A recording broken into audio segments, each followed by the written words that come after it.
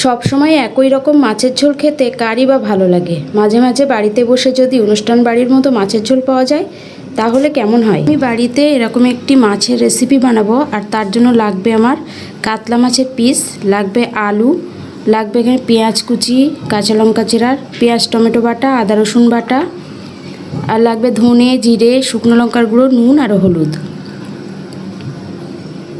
তারপর এদিকে গোটা গরম মশলায় জিরে, গোটা গরম মশলা আর তেজপাতা, লাগবে ঘি আর গরম মশলার গুঁড়ো। তারপর আমি মাছগুলোকে নুন হলুদ মাখিয়ে সুন্দর করে সাইডে রেখে দেব। এখানে আমি মাছগুলো নিয়েছি কাতলা মাছ, আর মাছগুলো যেহেতু বাজার থেকে কেটে এনেছে তাই মাছগুলোর পিস একদম চৌকো করে কেটে দিয়েছে। তোমরা চাইলে তোমাদের মনের মতো করে পিস করে নিতে পারো। এই মাছটা যেহেতু একটু বড় ছিল তাই পিসগুলো এরকম চৌকোভাবে কেটেছে। তারপর একটা কড়াইতে বেশ খানিকটা সর্ষের তেল গরম করতে দেব, আর মাছগুলো একে একে ছেড়ে দিয়ে এপিট ওপিট লাল করে বেশ হালকা লাল করে ভাজবো, খুব একটা কড়া করে ভাজবো না। মাছের ঝোলের মাছ একটু হালকা লাল করে ভাজলেই খেতে টেস্টি হয়। কাতলা মাছ ছাড়া যে কোনো মাছের পিস দিয়ে তোমরা এই রেসিপিটা বানাতে পারো, কিন্তু কাতলা মাছের পিস দিয়ে বানালে বেশি ভালো লাগে। তো মাছগুলো আমি এপিট ওপিট করে ভেজে নেব। এক পিঠ দেখো আমার ভাজা শেষ হয়ে গেছে। এবার মাছগুলোকে আমি একটা পাত্রে একটা একটা করে সব তুলে রাখবো।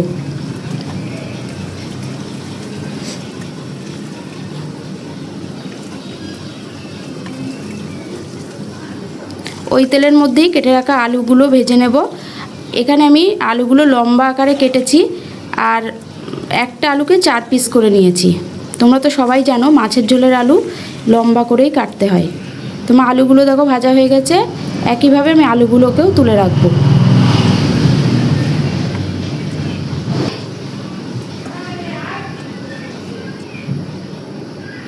এবার ওই তেলের মধ্যে গোটা গরম মশলা, জিরে, তেজপাতা আর গোটা গরম মশলার ফোড়ন দিয়ে দেবো পেঁয়াজ কুচি।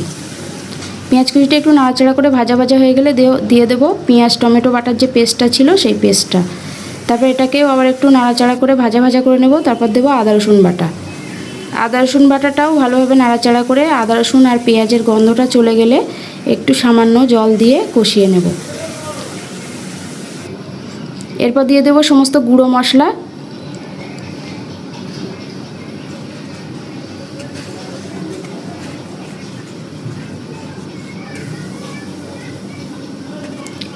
তারপর গুঁড়ো মশলাটা ভালো করে কষিয়ে ভেজে রাখা আলুগুলো মশলার মধ্যে দিয়ে খুব ভালো করে নাড়াচাড়া করতে হবে, এবং নাড়াচাড়া করতে করতে দেখা যাবে যে মশলার মধ্যে তেল ছেড়ে গেছে। আর তারপরে দিয়ে দিতে হবে পরিমাণ মতো জল।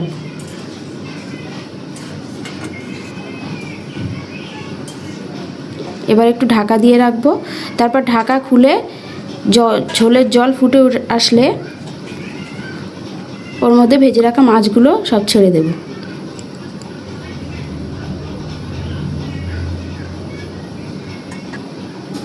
এবার দিয়ে দেবো অল্প করে একটুখানি গরম মশলার গুঁড়ো আর চেরা কাঁচা লঙ্কা। সবশেষে দিয়ে দেব ঘি। ঘিটা অপশনাল, তোমরা চাইলে দিতেও পারো না দিতেও পারো। ঘি দিলে একটা সুন্দর ফ্লেভার হয় আর খেতেও অনেকটা টেস্টি হয়।